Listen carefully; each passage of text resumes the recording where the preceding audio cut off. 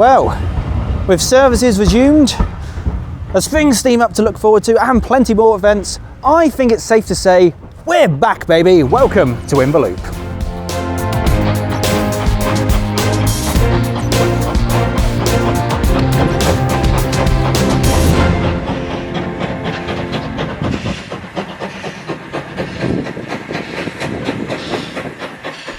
Well, the railway really has burst back into life, with services resuming with not 2 but 3 trains to choose from. From Alton, you can catch the Austin Adventurer, where you start at Alton, take a non-stop trip to Alresford, back to Ropley for 45 minutes to look around the site and also grab a cup of tea from a T-junction, and then you head back to Alton via Alresford, again looking for another non-stop run. From Alresford you can get the King Alfred Climber, where you start at Alresford, head all the way to Alton, back down to Ropley for your break and look around the yard, and then back to Alresford via Medstead.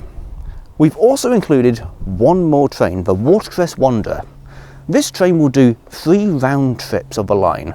Same again, it'll be allocated seating, but this time it gives you free roam of the line, perfect for people who either like a train ride or would like to look at other stations along the line. Now, the Watercress Wanderer is due to start up towards the end of May, so plenty to look forward to. And there's also a brand new play park here at Ropley to have a look at, which I have been begrudgingly told is more aimed at our younger generation of fans rather than myself. Anyway, here's what's been going on around the railway.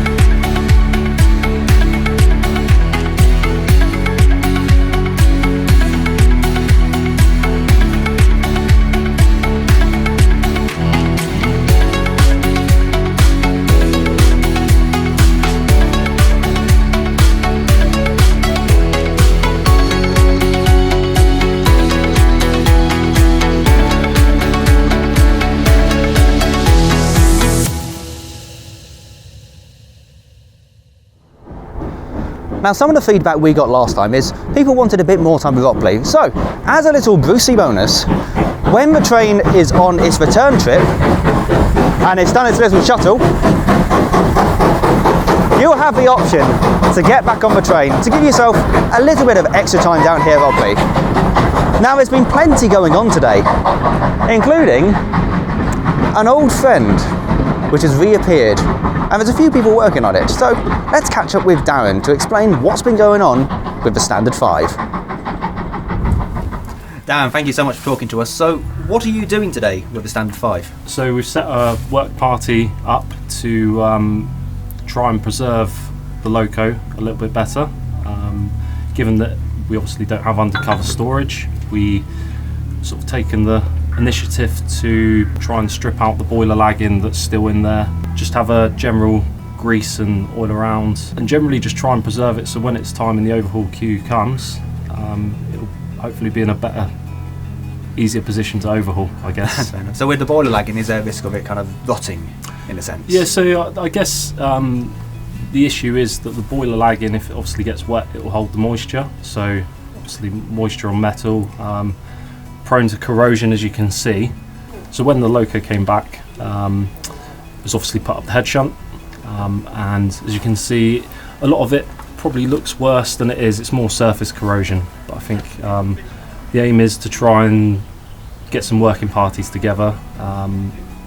We've done a bit of fundraising for it already. It'd be nice to get a certain amount so we can buy some paint and consumables just to sort of put a coat of paint on it, and as you can see from some of the other locos in the yard, get a cover over it so it's a bit more weather tight. So why this loco in particular? Why not any other? So I think obviously from the point of view that it's a company loco, it makes sense to preserve the assets so when its time does come, it's in a better condition. I think it was a crew favourite. It ran a lot in the 2000s, pretty much every weekend. Obviously, it was on the main line as well when we used to run the green train. Generally, people loved the loco. it's powerful enough to pull any train that we do, and more so. I mean, we used to run 7-coach rats, real L trains with this loco, and it managed it with some. I mean, whether it's a supercharged class 5, I don't know, but certainly very reliable. And yeah, it's one for the future, I think. Like I say, the plan is to get it to a point where it's in a condition where it will not deteriorate any further.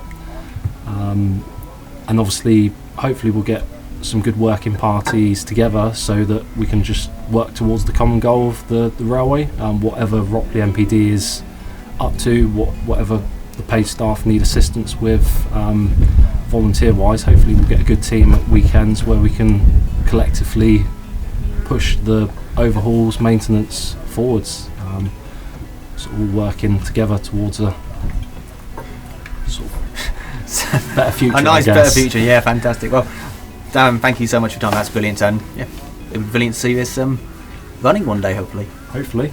Yeah. Long journey ahead, but it's a good start. Thanks so much, mate. No worries.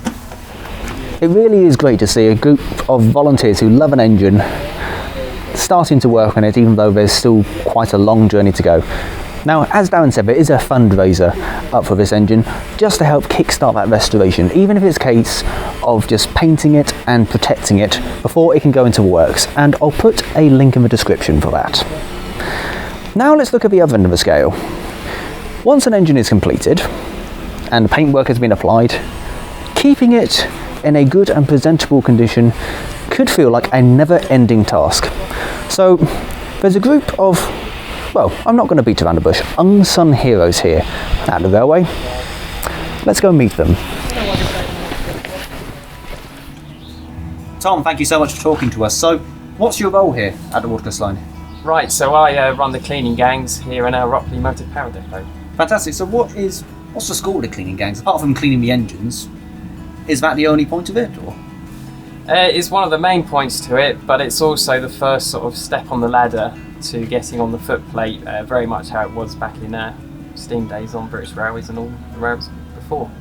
Oh, fantastic. So it's a case of cleaning engines and sort of learn how it works at the same time? Yeah, that's it. I mean, because obviously when you're cleaning things, you know, you can sort of pick out bits of the valve, gear and motion, you know, and start to get an idea of what things should be. And also there's specific ways of cleaning things, like you wouldn't clean the boiler the same way you would clean the wheels, for example.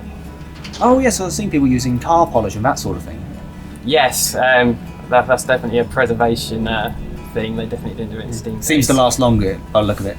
Yeah, and also the modern paints now, they also don't stand up to the paraffin and oil too well.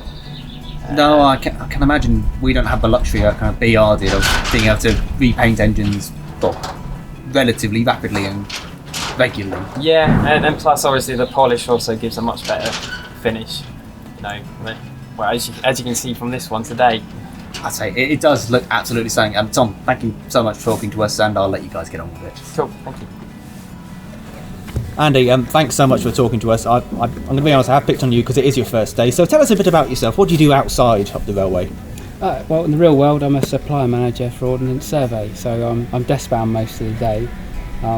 Plenty of free time, so I thought it'd be good to come here and do some cleaning and stuff. Fantastic. So join the railway on the locomotive side of things. Is that your aim? Do you want to be on the footplate, or is it just? Ideally, yeah, that's what I'd like to get to. It's I suppose it's the more sexier part of it, but yes. It's I'd like to get to that eventually. It'd be quite good.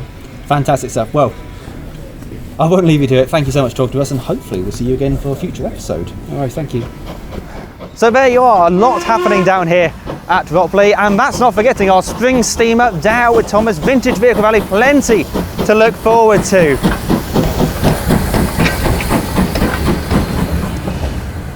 It really is wonderful to be back.